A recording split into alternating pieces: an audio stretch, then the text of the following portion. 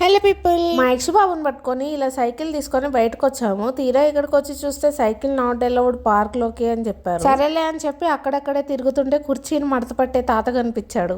Park లోకి cycle ఎలో లేదు అన్నారు. నాకైతే చాలా కోపం వచ్చింది. చాలా కష్టపడి ఇంట్లో నుంచి ఆ సైకిల్ తీసుకొస్తే ఎలో లేదు అని చెప్తే ఎందుకేమన్నా బంగారం పెంచుతున్నారా అని అడిగాను. ఇంకేం చేస్తాం, అందుకనే ఇంకా వాచ్మెన్ దగ్గర ఆ సైకిల్ పెట్టి ఇంకా బాధతో లోపలికి వచ్చాం. ఇక్కడ మా మమ్మీ యక్షిత్ ఎక్కడ పడిపోతాడో అని చెప్పి బ్యాక్గ్రౌండ్ లో అలా పట్టుకొని కూర్చుంది. నాకైతే ఫుల్ నవ్వొచ్చింది. మా మమ్మీ మా యక్ష ఫుల్ గా ఆడుకున్నారు. ఇక్కడ భలే జారుకుంటూ ఆడుకున్నాడు. ఇంకా సరే వేరే దగ్గరికి వెళ్దాం రా నాన్న అంటే రాడంట. రివర్స్ లో ఎక్కడానికి ట్రై చేస్తాడు. పార్క్ లో ఉన్న ప్రతి ప్లే ఐటమ్ తో భలే ఆడుకున్నాడు. ఇంకా ఉయ్యాలైతే అసలు చెప్పవసరం లేదు, అందులో చాలా సేపు కూర్చొని ఆడుతూనే ఉన్నాడు. మా యక్ష ఆ ఉయ్యాల పట్టుకొని అలా ఆడుతుంటే భలే అనిపించింది. ఇంట్లో కూడా ఒక ఉయ్యాల కొనాలి, మా ఆయనతో ఖర్చు పెట్టించాల్సిందే. మరి పార్క్ లో ఈ కైండ్ ఆఫ్ ఉయ్యాల చాలా బాగుంది. పిల్లల కోసం హ్యాపీగా మనం ఆడించవచ్చు, ఏ టెన్షన్ లేకుండా పడిపోతాడేమో అనే భయం లేకుండా. మా యక్ష నా చేపట్టుకొని నడుస్తుంటే నాకు ఎంత ఆనందంగా ఉందో. మొన్ననే కదా పుట్టాడు, అప్పుడే ఇంత పెద్దోడు అయిపోయాడా అని అనిపిస్తుంది చూస్తుంటే. మా యక్షిత్ పుట్టిన తర్వాత నా ప్రపంచమే మారిపోయింది. నా ప్రపంచం అంతా నాకు కన్నయ్యే. మా యక్షిత్ కి కొత్త పాత అనేది ఏముండదు. ఎవరు పిలిస్తే వాళ్ళ దగ్గరికి వెళ్ళిపోతాడు. అసలు అందరూ మా యక్షిత్ తో ఆడుకోవడమే, కానీ నేను అవి రికార్డ్ చేయలేదు. ఇంకా మంచిగా ఆడుకున్న తర్వాత వాన వస్తుంది. సరేలే అని ఇంటికి రిటర్న్ అయిపోతుంటే ఇక్కడ మెయిన్ ఎంట్రన్స్ దగ్గర బిగ్ బాస్ రివ్యూస్ ఇచ్చారు.